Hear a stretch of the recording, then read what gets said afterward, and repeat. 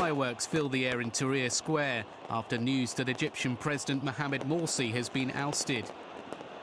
As demonstrators shine laser beams skywards, military helicopters dropped mini Egyptian flags.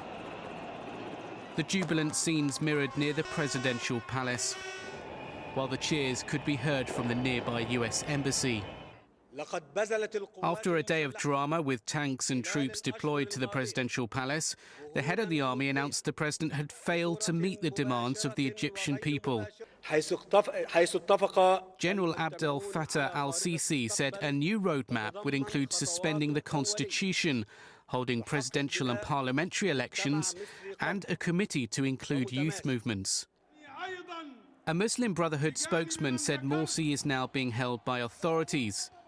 As much as the voices of Morsi's opponents were being heard, so too were those in support of him.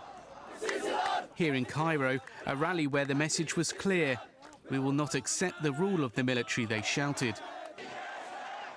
Muslim Brotherhood supporters say the armed forces announcement amounted to a military coup.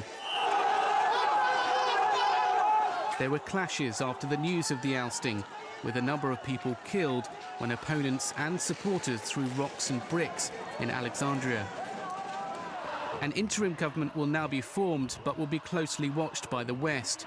The fall of the first elected leader after the Arab Spring raises questions.